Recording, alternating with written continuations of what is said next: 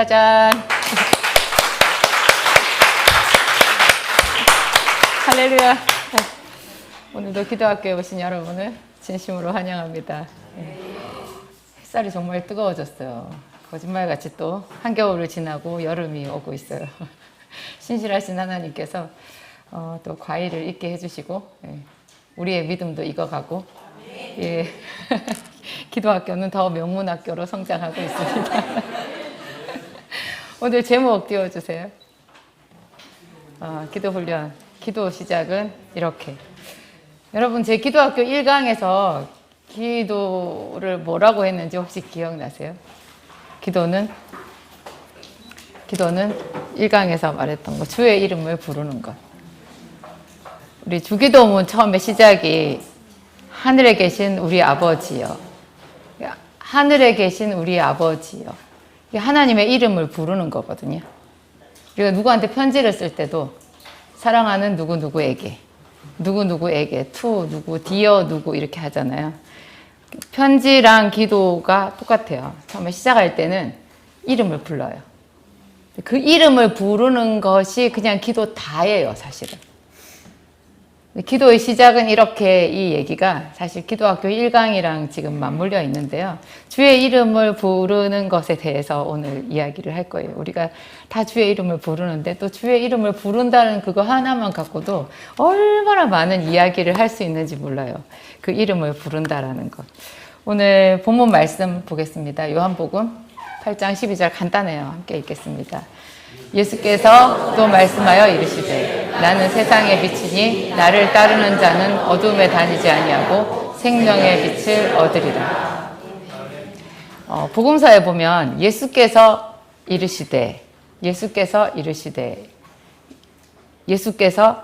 가라사대 이런 말씀 나오는데요. 이거는 거의 다 외워야 돼요. 외울 수 있는 건 다 외워야 돼요. 나는 무엇이니 이런 건 특히 외워야 돼요. 예수님이 자기를 뭐라고 하시잖아요. 혹시 생각나세요? 나는 길이요 진리요 생명이니. 그죠? 내가 곧 길이요 진리요 생명이니. 나는 선한 목자라. 그런 것도 있고 뭐 많죠. 나는 포도나무요 내 아버지는 그 농부라. 이거 가지고 우리 퀴즈 대회를 해도 재밌을 것 같아요. 예수님 뭐라고 하셨나? 나는 누구다. 왜냐하면 그것이 예수님의 이름을 말하는 거고요. 그게 하나님의 이름이에요. 그 이름을 부르라는 거예요. 이름은 왜 있어요? 부르라고 있는 거예요. 누구든지 주의 이름을 부르는 자는 구원을 얻으리니. 간단해요. 기도는 부르는 거예요.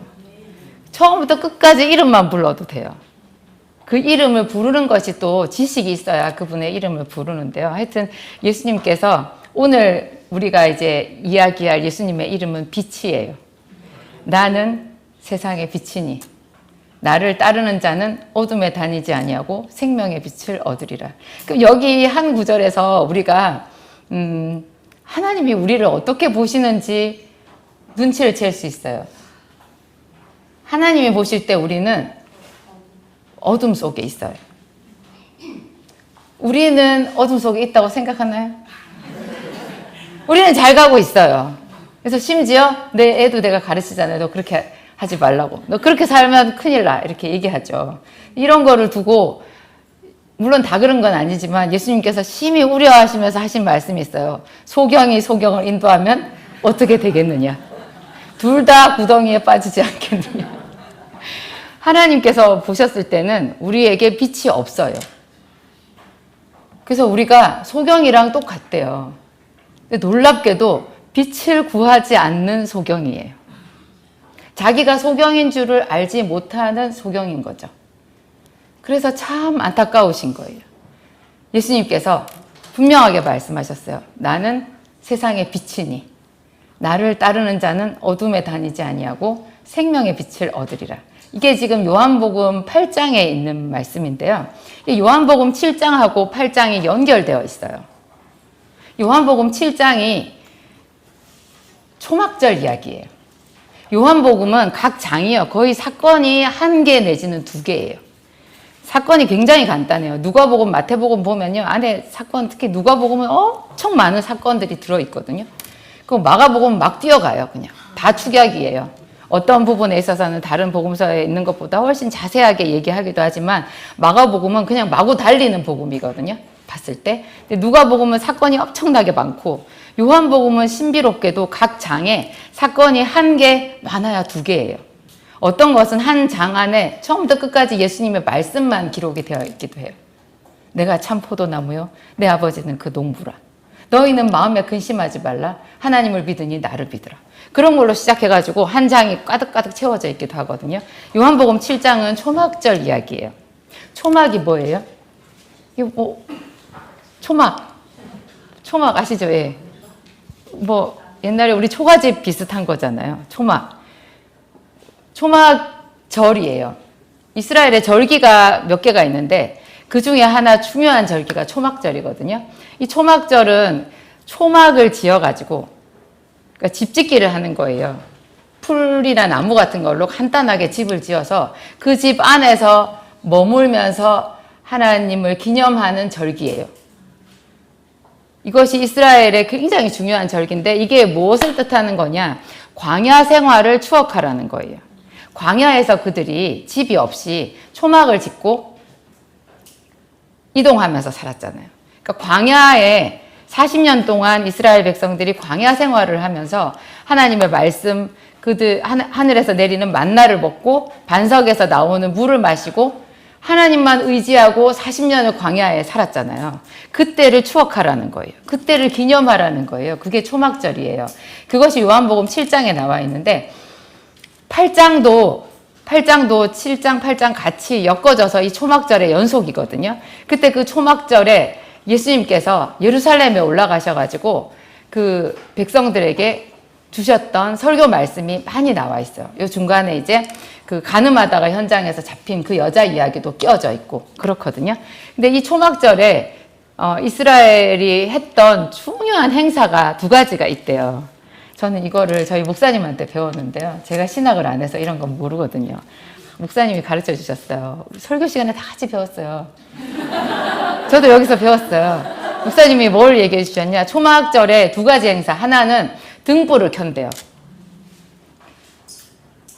왜냐하면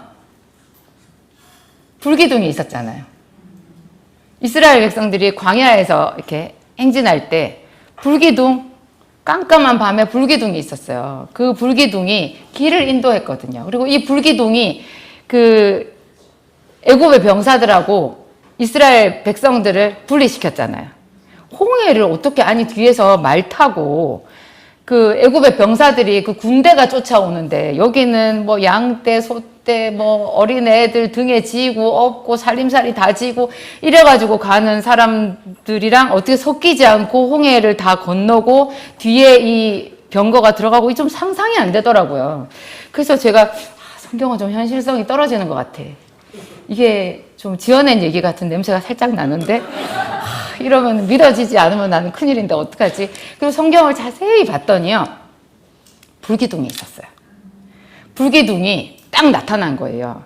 그래서 이스라엘 백성들하고 그 애굽의 병사들 사이를 불기둥이 딱 가렸어요. 그 불기둥 속이 또 캄캄했대요. 겉에는 불인데 캄캄했대요. 그래서 그 속에 들어가면 어둠이 깊어가지고 병거가 앞으로 가지를 못하는 캄캄한 거예요. 그래가지고 앞으로 못 나가게 해서 그 틈새에 그 이스라엘 백성들이 애 업고 굴리고 이렇게 해가지고 양떼 소떼 데리고 홍해를 건널 수 있었던 거예요. 그 불기둥. 그런데 이 불기둥이 이스라엘 백성들이 출애굽을 하자마자 홍해를 건너기 전부터 바로 나타났거든요. 출애굽기 13장 21절 22절이요. 함께 읽겠습니다.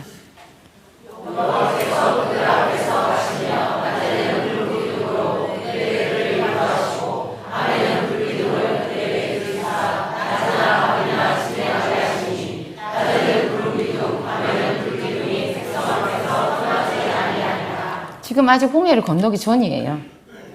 출애굽기 13장은요, 홍해를 건너기 전이거든요. 14장에 이제 이게 홍해를 건너는 그 장면이 시작이 돼요. 애굽 병사들이 쫓아오고. 그러니까 딱 출애굽을, 그러니까 그 짐 싸가지고 바로 떠나자마자 이 구름 기둥과 불 기둥이 나타났어요. 이 불기둥이 하나님의 인도하심을 말하고 하나님의 보호하심을 말하는 거거든요. 이게 광야 생활 내내 있었잖아요. 그래서 이게 불기둥이 깜깜한 밤에 이스라엘 백성들을 춥지 않게 해줬대요. 그 광야에서 해가 지면 기온이 엄청나게 춥대잖아요. 그래서 요즘인가 하여튼 성지순례 중에서 애굽 땅 그쪽 어디로 해가지고 그게 광야를 체험하는 길이 있는데 한 번 갔다 오면 다시는 가고 싶지 않대요. 내가 왜 왔던가. 엄청나게 덥고 이게 밤에는 뭐 얼어 죽을 것 같이 춥고 실제로 그렇대요. 근데 이 불기둥이 그들을 지켜준 거죠. 그래서 초막절의 중요한 행사가 등불을 다 켜는 거예요. 그때 그 불기둥을 기념하는 거죠. 그 불기둥을 통해서 하나님께서 이스라엘 백성들의 갈 길을 인도해 주셨고 춥지 않게 따뜻하게 데워 주셨고 보호해 주셨고 하나님의 임재가 있으니까 불안해하지 말고 두려워하지 말아라라는 그런 사인이 그게 있었고 이게 불을 다 켰는 게 있는데 한 가지가 더 있었어요. 그게 광야에선 물이 없잖아요.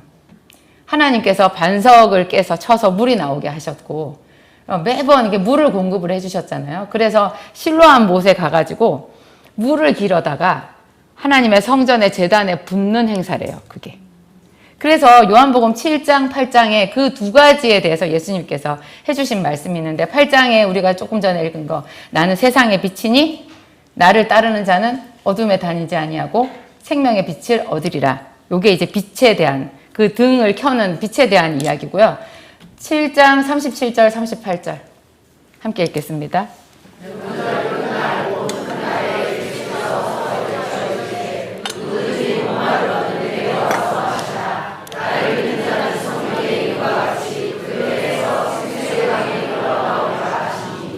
이 구약의 모든 것들은요, 예수 그리스도를 통해서 완성이 돼요. 그러니까 그 당시에, 출애굽 당시에 그 구름 기둥, 불기둥이 있었던 것, 그리고 반석에서 물이 나오고 했던 그것을요, 예수님이 완성하신 거예요. 나를 믿는 자는 성경에 이룬 것 같이 그 배에서 생수의 강이 흘러나리라. 그런 말씀도 있죠. 예수님께서 당신이 생수라고 얘기를 하시는 거예요. 여기 요한복음 7장 37절, 38절에 누구든지 목마르거든 내게로 와서 마시라. 물이라고 얘기를 하셨고, 그래서 그 광야에서 사람들이 목말라서 3일 동안이나 물이 없어가지고 하나님을 원망하고 그랬는데 또 반석을 쳐서 물이 나오게 하시고 이런 것 자체가 나중에 신약에 예수님이 오실 것을 미리 맛보게 해주신 거예요. 그 목마름을 체험하게 하셨고, 그 목말랐을 때 물을 주면은 그 물이 얼마나 시원하고 맛있겠어요. 그냥 우리 계속 물이 있으면 뭐 물이 귀한지 모르잖아요. 그래서 적절히 결핍을 경험하게 하는 것 같은데, 그때 그 체험, 그것이 신약에 와서 예수 그리스도를 봤을 때 예수님께서 당신 자신이 내가 생수다. 목마르거든 내게로 와서 마시라. 또 사마리아 여자한테도 말씀하셨잖아요. 이 물을 먹는 자마다 다시 목마르려니와 내가 주는 물을 먹는 자는 영원히 목마르지 아니하리니 나의 주는 물은 그 속에서 영생하도록 솟아나는 샘물이 되리라. 예수님 자신이 그 물이라고 얘기를 하셨어요. 그러니까 초막절의 완성도 예수님인 거예요. 우리가 지금은 그 중요한 초막절을 왜 안 지키냐? 예수님을 믿으니까 그 안에 초막절의 의미가 다 들어있는 거예요. 그 다음에 이제 예수님께서 나는 세상의 빛이니 그 등을 쫙 켜는 그 행사를 하는데, 그 생각해 보세요. 초막절 행사로 그 예루살렘은 들썩들썩한 거예요. 축제거든요. 그게 들썩들썩 하는데 거기에 알만한 사람은 알았지만 사람들은 모른 거예요. 자기 땅에 오매 자기 백성이 영접지 아니하였으나. 예수님께서 그 초막절의 주인공이신 예수님께서 그 초막절 행사 당시에 진짜로 오신 거예요. 근데 많은 사람들이 예수님을 몰라요. 근데 예수님께서 거기서 들을 게 있는 자들은 들을 수 있게 큰 소리로 얘기하신 거예요. 너희가 지금 이 등불을 켠 거 보이느냐? 이렇게 불을 켰느냐? 내가 이 빛이다. 나는 세상의 빛이니 나를 따르는 자는 어둠에 다니지 아니하고 생명의 빛을 얻으리라. 제가 성경을 그 학생 때 처음에 읽었을 때 참 이런 말이 어려웠어요. 우리가 지금 성경을 읽을 때는 예수님이 눈에 안 보이잖아요. 그래도 그 옛날에 이 복음서에 이 사건이 있던 그 당시로 가면 예수님을 볼 수라도 있지. 바디메오는 그래서 그 순간을 놓치지 않고 다윗의 자손 예수여 나를 불쌍히 여기소서 해가지고 기적을 체험했잖아요. 근데 우리한테는 덜렁 이 성경책만 주신 거예요. 예수님이 안 보여요. 그 초신자 입장에서 이 성경책만 있는데 예수님도 눈에 보이지 않는데 예수님께서 자신을 빛이라 그러시고 누구든지 목마르거든 내게로 와서 마시라. 뭘 마시라는 건지, 뭔 물이 어디에 있다는 건지, 배에서 생수의 강이 나면 그게 좋다는 건지, 수해 나는 거 아닌가? 여러분 그 여름에 장마철에 집에 물 가득 찬 그런 집 수해 난 집 보셨죠? 배에서 생수의 강이 흐르면 수해 나는 거예요. 그게 이렇게 하나님은 우리한테 좋은 선물이라고 말씀을 하시는 것 같아요. 근데 제가 봤을 때는 별로 그게 좋아 보이지 않는 거죠. 어떠세요, 여러분은? 지금 막 좋아 보이세요? 그게 나는 세상의 빛이라는 뭐 이런 생각이 드세요? 들어야 돼요. 정말 이게 성경을 읽을수록 정말 그런가 하고 생각하면 생각할수록 이게 정말 이제 나는 세상의 빛이니 이 말을 들었을 때 온몸이 저릿저릿한 거죠. 빛이니. 하나님 저에게 이 빛이 필요해요.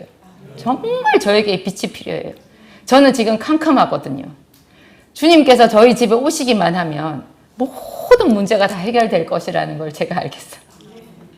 제 생각에는 우리 딸이 이렇게 하고 남편은 이렇게 하고 뭐 이웃집 여자는 이렇게 하고 직장 문제는 이렇게 되면 해결될 것 같은데 그건 제 생각이고 그냥 하나님께서 오시면 모든 질서대로 이것이 다 아름답게 해결될 것 같아요. 이런 믿음이 생기는 거죠. 제가 초등학교 때 달리기 추억이 2가지가 있거든요. 제가 참 달리기를 못해요. 지난번 체육대회 때 보셨죠? 누가 제 달리는 모습을 흉내를 냈는데 제가 막 뭐라 그랬어요. 그래, 너는 잘 뛴다. 그 정도면 나도 잘 뛰는 거지. 그래, 너는 잘났다. 그렇게 말했는데. 달리기를 하면 정말 이를 악물고 뭐든지 승부근성이 있으니까 이를 악물고 뛰는데 항상 친구들이 앞으로 쑥쑥쑥쑥 나가는 거예요. 제가 자동차를 타고 운전을 하고 가장 크게 느낀 희열은요, 악셀을 밟는 대로 차가 나간다는 거였어요. 이놈의 다리는 아무리 애를 써도 앞으로 안 나가잖아요. 근데 악셀은 밟는 대로 나가는 거예요. 제가 이번에 스포츠카를 뽑았어요. 아니, 차는 똑같이 생겼어요. 그게 이름이 스포츠카래요. 하여튼 초등학교 1학년 때 달리기가 있었는데 그 비슷한 달리기를 6학년 졸업할 때 또 했어요. 전혀 다른 학교에서. 그러니까 1학년 들어가서 처음에 운동회 때 했던 달리기, 가을 운동회 때 했던 달리기, 6학년 졸업할 때 마지막으로 했던, 제가 전학을 많이 다녔으니까 당연히 다른 학교죠. 그 마지막으로 했던 달리기가 비슷한 성질을 가지고 있었는데 이른바 운명 달리기라는 거였어요. 여러분 아세요? 해보셨어요? 운동장을 한 바퀴를 달리는데요. 반은 내 힘으로 뛰어요. 처음에 출발할 때. 근데 딱 반을 돌고 나면 그 반 지점에 과제가 있어요. 그 과제에 따라서 뛰어야 돼요. 1학년 때는 어떤 운명이었냐? 엄마가 와서 나를 업고 뛰어야 된대요. 근데 그때 제가 다녔던 학교가 시골 학교였거든요. 도시 학교도 만만치 않을 텐데 요즘에 운동회가 아예 없다면서요. 엄마들 다 바빠서. 시골 학교에도요, 학부형들이 집에 다 들에 일하러 가서 그 운동회 시간에 맞춰서 못 와요. 그런데 학교에서 선생님이 분명히 얘기하셨어요. 끝까지 지 힘으로 뛰는 애들은 꼴찌 되는 거라고. 1등으로 들어와도 상 못 받는다는 거예요. 반드시 그 딱 반 지점에 가서 거기서 자기 엄마의 등에 엎혀서 나머지 반을 뛰어야지 그게 1, 2, 3등 순위를 매긴다는 거예요. 저는 속으로 굉장히 걱정이 됐어요. 우리 엄마가 올 리가 없거든. 특히 시간 맞춰가지고 우리 엄마는 똑똑하지도 않고 일도 바쁘고 내가 또 엄마한테 그렇게 쪼를 그런 것도 없기 때문에 그래서 어떡하지 그랬어요. 근데 딱 내 차례가 되어서 막 뛰었거든요. 엄마가 왔는지 아마 안 왔을 거예요. 틀림없이. 반을 막 뛰어서 그 자리에 딱 갔는데 거기서 제가 8살이잖아요. 그 어린 제가 어디서 그런 힘이 났는지요. 거기서 제가 한 번도 안 불러본 정말 최선을 다해서 큰 목소리로 엄마 그랬어요. 나중에 얘기 들으니까 저희 엄마가 교문에서 들어오다 제 목소리 들었다. 그래가지고 뛰어와가지고 저를 들쳐업고 뛰어서 그날 아마 제가 2등인가 3등인가 했을걸요. 제 앞에 어떤 애가 들어갔는데 걔는 엄마가 안 와가지고 그냥 땡이었어요. 하여튼 그런 일이 있었어요. 그리고 저는 또 되게 걱정이 많았어요. 제가 키가 큰 편이었거든요. 초등학교 1학년 때도. 저는 항상 제가 되게 무거울 거라고 생각했어요. 우리 엄마가 말랐는데 나를 업고 과연 뛸 것인가. 저는 그것도 굉장히 걱정이 됐는데 모든 일은 그냥 그 급박하게 그 순간이 딱 닥치니까 그냥 다 해결돼 버렸어요. 엄마가 저를 업고 뛰었고 상도 받았어요. 6학년이 됐는데 그때도 그 운명 달리기인 거예요. 이번에는 이제 6학년 엄마가 업을 수 없잖아요. 학교도 다르고 여기서는 쪽지가 있대요. 쪽지가 이제 그 바닥에 떨어져 있는 쪽지를 주워서 그 쪽지에 적혀 있는 과제를 해결해서 나머지 반을 떼어야 되는 거예요. 근데 그게 주는 스트레스가 되게 컸어요. 내 힘으로 뛰는 게 낫지 못 뛰어도 뭔가가 해야 된다라는 거. 그리고 그 숙제가 주로 다른 사람의 도움을 받는 거거든요. 그게 어떻게 될지 무슨 숙제일지도 알지 못하고 그 사람이 나를 도와줄 수 있을지 없을지도 모르고 내가 그 사람한테 도움을 달라고 이렇게 전달을 할 수 있을지도 없을지도 모르고 모든 게 다 불확실한 거예요. 운명 달리기인 거죠. 근데 제가 뛰었어요. 저는 사실 제 앞에 뛴 애가 굉장히 부러웠어요. 그 앞에 뛴 애는요, 자기가 좋아하는 남학생이랑 손잡고 뛸 수 있었거든요. 나도 그걸 하고 싶었는데. 거기 지나가 버렸어요. 지나가 버렸고, 내 차례는 나는 갔더니 무슨 쪽지에 빨간 핀 꽂은 아주머니랑 달리기. 그때는 핀 꽂은 아주머니들이 많이 있었어요. 요즘엔 누가 아무도 핀 안 꽂죠. 근데 그 핀, 그냥 머리 핀도 아니고 빨간 핀인 거예요. 그게 어떻게 가능해. 난 알지도 못하는. 그런데 거기서도 진짜 폭발하는 제 목소리가 나왔어요. 제가 얼마나 발광을 하면서 빨간 핀 꽂은 아줌마. 어디선가 아줌마가 뛰어나와가지고 제 손을 잡고 달리기 시작하는데요. 제가 뛰면서 질질 끌려갔거든요. 그 아줌마 정말 잘 뛰시더라고요. 제가 끌려갔어요. 끌려가면서 확인했어요. 머리에 별 모양의 빨간 핀이 꽂혀 있었어요. 대단하더라고요. 저는 이게 빛을 구하는 우리의 마음이라는 생각이 들어요. 우리의 일을요, 반바퀴를 내 힘으로 뛰잖아요. 우리 나름대로 우리 힘으로 뛰거든요. 근데 우리 힘으로 끝까지 갈 수가 없어요. 어떤 운명을 만날지 아무도 알지 못해요. 근데 그 순간에 우리는 주의 이름을 불러야 돼요. 근데 작게 부르지 마세요. 폭발하듯이 크게 불러야 돼요. 하나님이 우리한테 큰 음성을 주셨어요. 네. 음성이 안 나오는 사람은 할 수 없겠지만 어디 가서 딴 데 가서 소리 지르지 마시고 뭐 번지 점프 아니면 저기 뭐 어디 놀이공원 그런 데 가가지고 스릴 느끼면서 소리 지르지 마시고 축구장 가서 소리 지르지 마시고 진짜 주의 이름을 부를 때 목청껏 소리를 내야 돼요. 정말 목청껏 소리를 내야 돼요. 제가 잠실에서 대학생 시절을 났거든요. 그 잠실에 제가 90학번이니까 90년대인데요. 거기에 롯데백화점이 있고 롯데백화점 안에 파리바게뜨가 있었어요. 근데 그때 그 파리바게뜨는 지금 파리바게뜨랑 많이 다르고 그것도 롯데월드 안에 있는 파리바게뜨는 특히나 그 당시에 완전히 특별한 곳이었어요. 왜냐하면 들어가서 그게 카페였던 거예요. 빵집인데 카페예요. 빵을 안 시켜도 거기 앉아서 테이블에 앉아서 이렇게 사람들하고 대화를 나눌 수가 있어요. 완전히 카페인데. 근데 거기가 어떻게 생겼냐면 그 건물이 유리 건물이거든요. 유리 건물인데 바로 인도랑 접해 있어요. 인도랑 접해 있고 인도에 지나가는 사람이랑 유리벽 하나를 사이에 두고 있는 거예요. 근데 그 안에 파리바게뜨 카페 거기에 딱 앉으면 테이블이 그 유리 벽면에 딱 붙어 있어요. 우리 창가에 앉는 거 좋아하잖아요. 근데 안에서 밖이 되게 잘 보여요. 눈부시지 않게 적당히 차광이 되면서 굉장히 잘 보이는데 바깥에 지나가는 사람은요 거울이에요. 안이 안 보여요. 근데 거기 앉아서 정말 민망한 광경을 많이 보는 거예요. 여러분 상상이 되세요? 그때 그게 흔하지 않았다니까요. 거기 앉아서 제가 저희 목사님이랑 거기서 데이트를 했었거든요. 둘이서. 우리 돈 없으니까 카페는 못 가고 그 빵집에 가가지고 둘이 앉아서 거기서 있는데 그 사람이 지나가다가 우리 앞에 거기 딱 서가지고요. 요시로 일을 쓰시는 거예요. 우리랑 눈이 마주치는 거죠. 바깥에서는 거울이니까. 근데 안에서는 밖이 보이는 거예요. 하나님이 우리를 보실 때 그렇지 않을까요? 우리는 하나님이 안 보여요.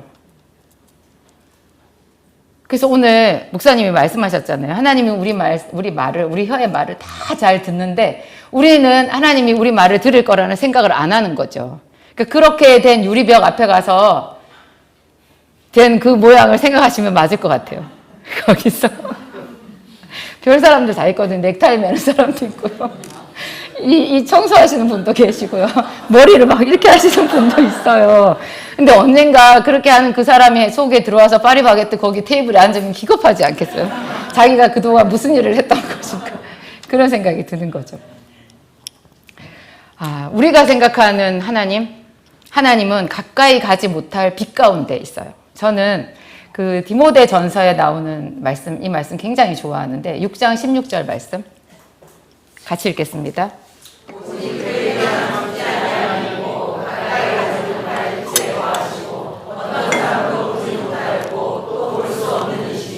그에게 존귀와 영광, 권능을 돌릴지어다. 아멘. 가까이 가지 못할 빛에 거하시고, 저 말을 제가 항상 되뇌어요. 하나님은 어떻게 생기셨냐? 우리는 시각적인 이미지를 되게 좋아하거든요. 하나님은 어떻게 생겼는가? 그게 나름대로 그려볼 수 있는 성경의 어떤 말씀을 자기가 조합해가지고 그런 말씀을 가지고 하나님을 상상하면서 기도하는 거 참 도움이 돼요. 근데 저는 저기 가까이 가지 못할 빛 가운데 거하시고, 요한계시록에도 보면 그 사도 요한이 반모섬에서 예수님을 보잖아요. 그때 보면 예수님의 얼굴이 나오거든요. 해가 힘있게 비치는 것 같아요. 불덩어리란 얘기예요. 빛이에요.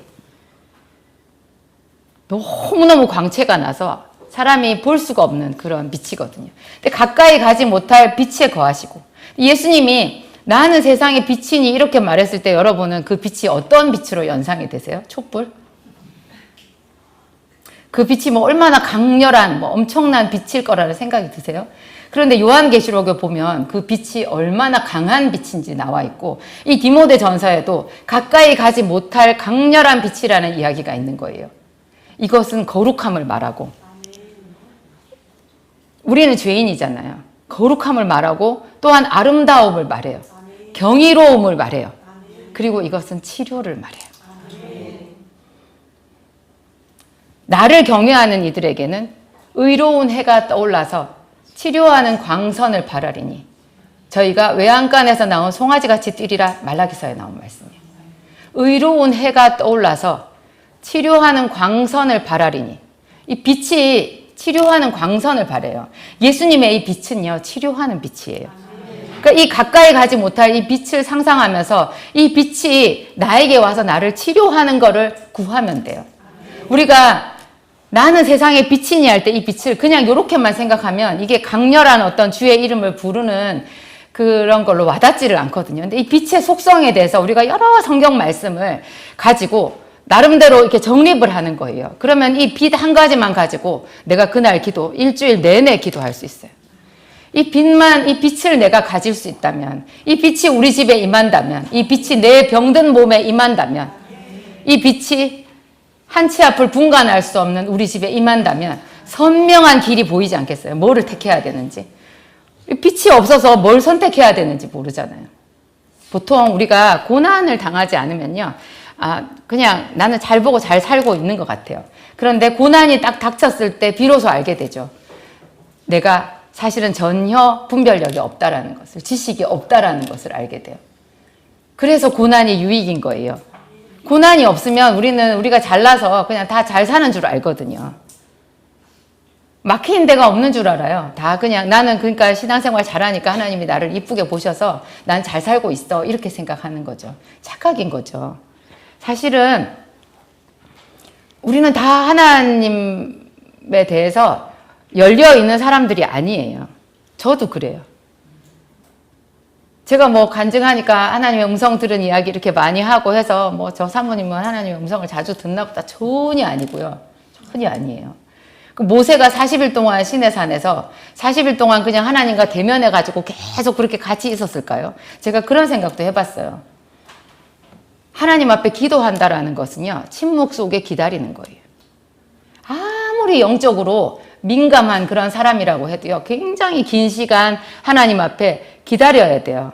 우리 지난주인가 제가 말씀드렸잖아요. 그가 기도하는 중이다. 바울이 사울이었던 시절에 다메섹 도상에서 시력을 잃어버리잖아요. 강한 빛을 받아가지고. 사울아 사울아 네가 어찌하여 나를 핍박하느냐. 말에서도 떨어졌어요. 눈이 안 보여요. 그 가운데에서 주여 어찌하여 당신은 누구시니까 물었을 때 누구시니까 했을 때 나는 네가 핍박하는 예수라 그랬잖아요. 그래가지고 사람들의 손에 끌려서 잘 걷지도 못하고 눈도 안 보이고 식음을 전폐하고 그 다메섹 성에 가가지고 있을 때 그때 하나님께서 아나니아라는 사람을 보내시잖아요. 그때 그 아나니아에게 하시는 말씀이 그래요. 사울이라는 사람에게로 가라. 그가 기도하는 중이니라. 기도하는 중인데 기도하는 중인 거죠. 기도하는 중인데 그 사울이 기도하는 중이면 그러면 사울이 강하게 어떤 빛을 받고 막 이렇게 했으니까 지금 예수님하고 그냥 같이 동거하고 있겠어요? 그렇지 않은 거예요. 기도하는 중인데 사울이 느끼기에는 캄캄한 거죠. 본래 그래요. 기도라고 하는 것은 하나님과 같이 동거한다라고 하는 것. 심지어 40일간 시내산에서 하나님과 함께 있었다라는 모세조차도요. 그 40일의 대부분의 시간이 그냥 침묵 속에서 하나님을 기다린 거였을 거라고요. 제가 몇 번은 하나님을 거의 대면하다시피 이렇게 가까이서 되었었는데 강력한 성령의 임재 가운데 있었는데요. 그러면 지금 우리 시간하고 이게 그 임재 속의 시간이 다르게 흘러요. 하나님은 1시간 동안 할 얘기를 짠 할 때 다 하셔요. 짠 할 때 내가 다 전달 받았어. 내가 그거를 다른 사람한테 얘기를 하려면 무려 1시간을 말해야 돼요. 되게 신기해요. 어떤 때는 한마디를 하셨어요. 딱 하나님이 한마디를 하셨는데 그 한마디를 가지고 내가 1시간 내내 그 한마디를 하나님께 들은 거예요. 하나님께서 저한테 내 양을 먹이라고 하셨을 때 딱 그거 한마디였거든요. 근데 무슨 내 양을 먹이라는 그 말을 제가 1시간 동안 2시간 동안 들은 적도 있잖아요. 어떤 때는 너는 내가 너에게 생명을 주었는데 너는 나한테 뭘 달라 하느냐. 이거 말하는데 뭐 10초 걸려요. 근데 이거 가지고 내가 이 말씀을 다 듣고 정신을 차렸더니 2시간짜리 예배가 끝났어요. 그러니까 하나님의 임재 속에 들어가면 지금 우리의 시간과 하나님의 시간이 완전히 달라요. 그러니까 지금 우리가 기도하면서 기다린다라는 거죠. 하나님의 시간 안에서는 또 다른 의미가 있는 거예요. 이 기다린다라는 것이 하나님과 교통한다라는 거고요. 그것에 대해서 우리가 참지 못하고 견디지 못하면 도저히 영에 속한 사람이라고 할 수 없어요. 본래 기도는 기다리는 거예요. 기다리면서 하나님의 말씀을 가지고 그 앞에 나가는 거죠. 그래서 나는 세상의 빛이니 이 빛에 대하여 묵상하면서 1시간 내내 기도할 수 있어요. 가까이 가지 못할 빛, 그 완전한 거룩하심. 그리고 저는 성경의 맨 처음이 천지 창조죠. 태초에 하나님이 천지를 창조하시니라. 땅이 혼돈하고 공허하며 흑암이 깊음 위에 있고 하나님의 신은 수면 위에 운행하시니라. 하나님이 가라사대 빛이 있으라 하심에 빛이 있었고 그 빛이 하나님 보시기에 좋았더라. 맨 처음에 창조하신 것이 빛이에요. 빛이 있기 전에는 모든 것이 캄캄하고 흑암이 있었거든요. 근데 하나님은 그냥 처음에 빛이 있을 때부터 성경의 그 이야기를 기술하셔도 되잖아요. 왜 굳이 빛이 없었던 캄캄하고 흑암이 깊음 중에 있고 하나님의 신이 수면 위에 운행하시는 그때의 일을 거기 창세기 1장 2절에 딱 기록을 해놓으셨을까요? 빛이 없었던 시절이 있었다는 거예요. 그런데 하나님께서 그 빛이 없는 흑암이 혼돈하고 공허한 그 세계에 대하여서 빛이 있으라 말씀하셨을 때 빛이 있었고 그 빛이 하나님 보시기에 좋았더라.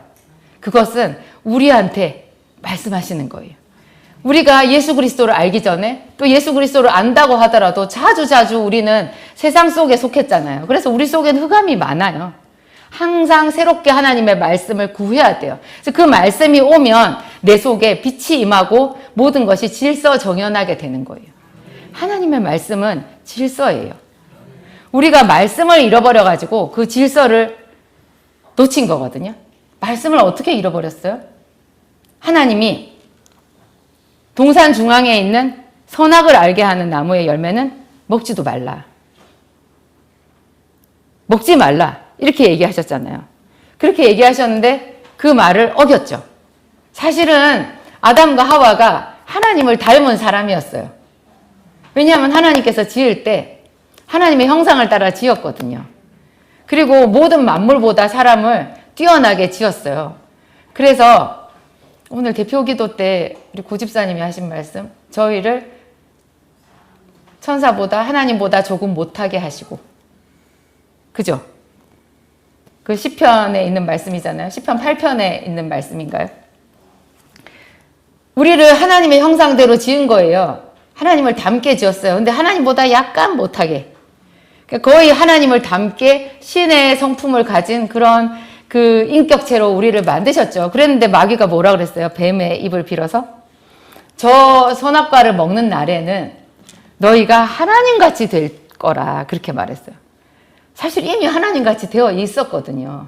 그랬는데 그 말을 살짝 이렇게 꼬아가지고 하나님께서 우리를 하나님처럼 될까봐 그런 어떤 알지 못하는 그런 꼼수로 하나님께서 선악을 알게 하는 나무를 딱 만들어 놓고 저거를 먹지 못하게 그렇게 해놨다. 이런 식으로 하나님을 의심하게끔 만들었잖아요. 그러니까 그 하나님의 말씀을 우리가 버린 거죠. 아담과 하와를 통해서 하나님의 말씀을 버렸어요. 그러니까 말씀이 버려지면서 사람들의 마음속에 어둠이 들어온 거예요. 어둠이 들어오면서 우리가 얽혀버린 거죠. 그래가지고 수고해도 얻는 것이 없고 사랑을 줬는데 버림받고, 그죠? 당연히 사랑받을 대상에게 내가 미움을 받고, 일을 했으면 당연하게 보수를 받고 또 물질이 쌓여가지고 내가 편안하게 살 수 있어야 되는데 실패가 찾아오잖아요. 뿌렸는데 뿌린 대로 거두지 못하고 다른 것들이 이렇게, 그래서 가시와 엉겅퀴. 네가 일을 해도 가시와 엉겅퀴가 날 것이다. 그게 질서가 무너진 거거든요. 그런데 이거를 회복하는 방법이 다시 말씀으로 돌아가는 거고, 그 말씀으로 돌아간다라는 것이 말씀이 육체가 되어서 오신 예수 그리스도께 돌아간다라는 의미가 되는 거죠. 그래서 예수님의 얼굴을 구하는 거예요. 근데 그분이 자기가 빛이시라고 얘기한 거죠. 저는 이제 예수님이 나는 세상의 빛이니 나를 따르는 자는 어둠에 다니지 아니하고 생명의 빛을 얻으리라. 이 말씀을 한 10년, 20년을 봤을 때도 별로 이게 강렬하지 않았어요. 항상 그냥 강렬하지 않았어요. 근데 일단 외우라고 하니까 말씀을 외웠죠. 근데 이 말씀을 가지고 제가 기도를 할 만큼 어떤 그 감동이 오고 하진 않았거든요. 근데 제가 20년이 더 많이 지나고 지금 뭐 한 30년이 넘었잖아요. 이 정도 되니까 이제 이 말씀의 의미가 와닿는 거예요. 와, 이 빛은 그냥 빛이 아니구나. 이 빛만 내가 소유해도, 이 빛이 나에게 비춰주기만 해도 내 병이 다 낫겠구나. 그리고 배에서 생수의 강이 흐른다라는 말이 있잖아요. 그 생수의 강 흐르면 수해를 입는 거 아닌가, 제가 아까 그런 말씀을 드렸는데 그거 좀 습하고 안 좋은 거 아닐까? 우리 집에 물이 흐르면 좀 이상할 것 같은데 뭐 그런 얘기 있잖아요. 집에 뭐 수맥이 흐르면 그 사람이 어디 아프다면서요. 그런 얘기 있잖아요. 수맥 뭐 이런 거 들고 다니면서 수맥. 그래서 저는 막 그런 것도 상상이 돼가지고 예수님께서 배에서 생수의 강이 흐르리라 이런 말씀이 이렇게 좋게 안 들렸었거든요. 근데 이게 물은 뭘 말하냐면 기쁨이에요. 굉장한 기쁨이에요. 물을 그냥 물이라고 하지 않고 앞에 생자를 붙였어요. 생기, 살아있는 물인 거예요. 대부분의 우리들이요, 삶이 시들시들해요. 제가 약국에서 하루 종일 손님을 기다렸잖아요, 예전에. 저는 차라리 내가 어디 가방을 들고 영업을 다니고 말지. 수동적으로 앉아가지고 오는 손님을 기다리는 거 정말 어디 나가서 광고를 할 수도 없고 정말 괴롭네. 되게 인생이 수동적인 거예요. 조그만한 그 약국 안에서 유리상자 안에 딱 두 면이 유리로 되어 있잖아요. 그 속에서 하얀 가운 입고 앉아서 그림같이 있는 거예요. 아이고 내 팔자야.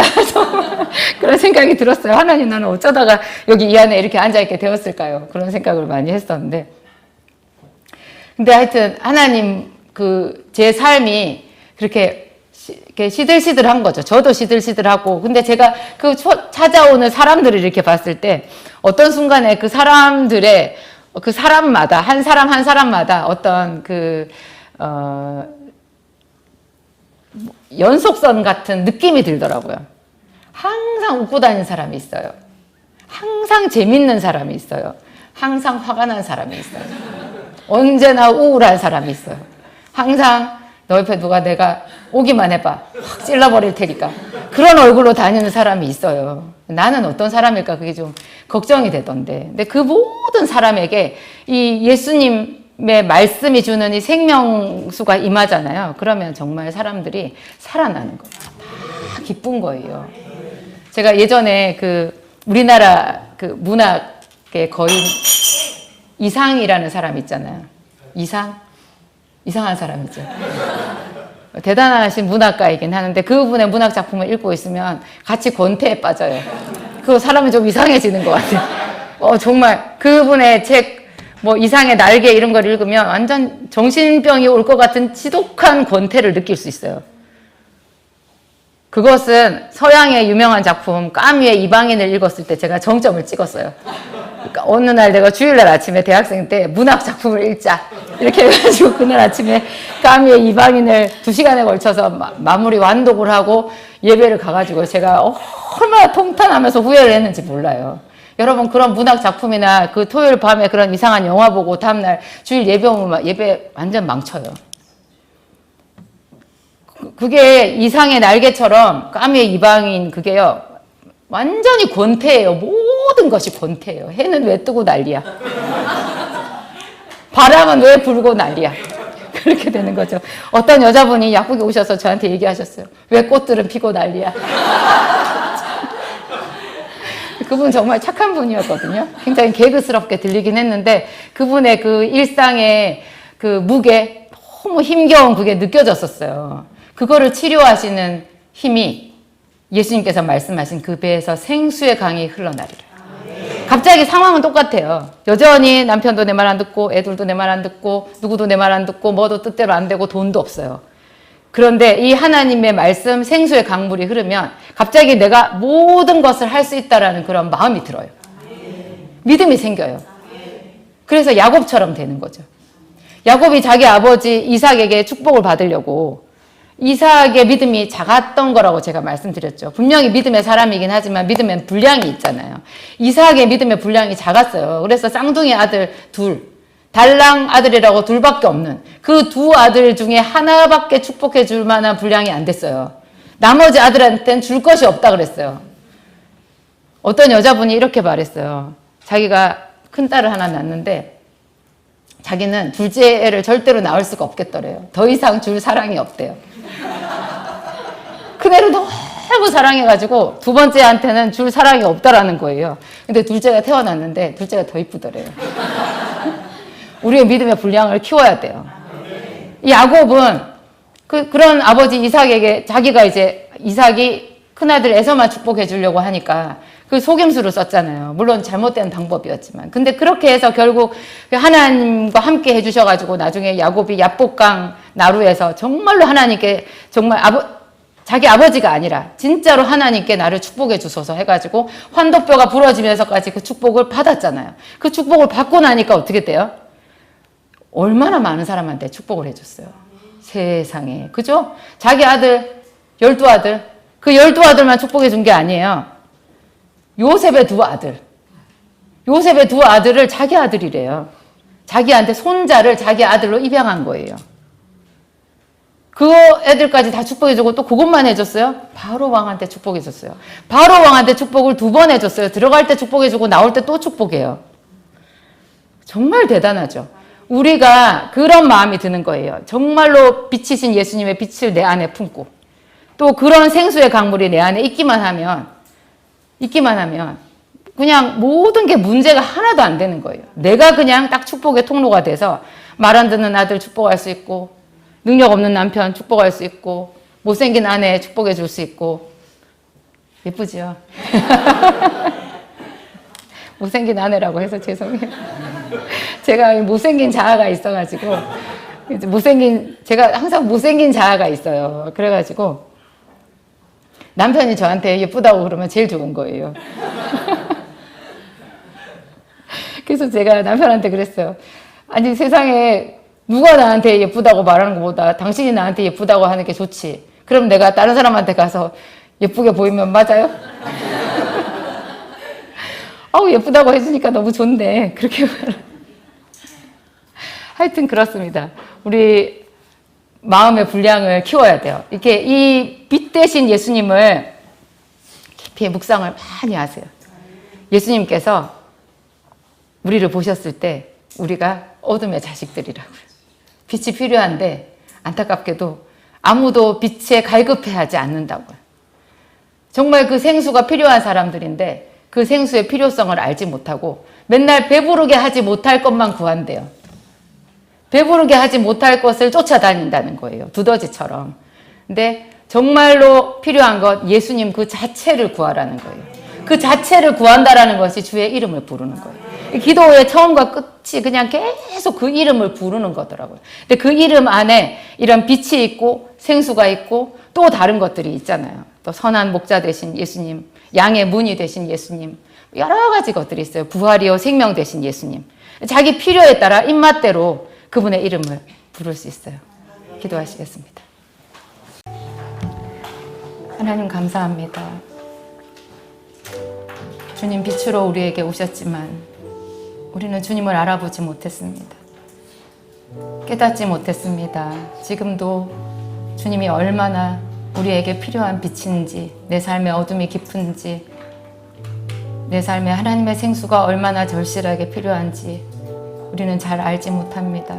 하나님, 그리하여서 하나님께서 주시고자 하는 것보다 더 다른 엉뚱한 것들을 우리 마음에 품고 그것이 염려가 되고 근심이 되어서 하나님 앞에 예배하러 나오지 못할 때도 많이 있었습니다. 하나님, 우리를 불러주시옵소서. 우리 한 사람 한 사람의 이름을 불러주시옵소서. 야곱을 이스라엘이라 불러주신 것 같이 하나님, 우리에게 우리의 이름을, 주님 기쁨의 이름을 불러주시옵소서. 뷸라라 헵시바라 우리의 이름을 불러주시옵소서. 우리도 빛 대신 주 예수 그리스도의 이름을 부르고 생수 대신 예수님의 이름을 부르고 부활이요 생명이 되신 예수 그리스도의 이름을 부르겠습니다. 성령님 오셔서 우리 각자의 삶에 때마다 일마다 필요한 주의 이름을 알게 하여 주시옵소서. 그 이름을 목청껏 부르며 우리의 기도를 하나님께 올려드리겠습니다. 하나님, 우리의 기도가 하나님 앞에 연락되기를 원하오며 하나님 앞에 분향함과 같이 되고 저녁 제사와 같이 되고 손드는 것이 하나님 앞에 향기와 같이 연락되기를 원하나이다. 이 시간에 성령 하나님 운행하여 주셔서 우리의 기도가 하늘 보좌에 닿게 하여 주시옵소서. 예수님 이름으로 기도합니다. 아멘. 기도하시겠습니다.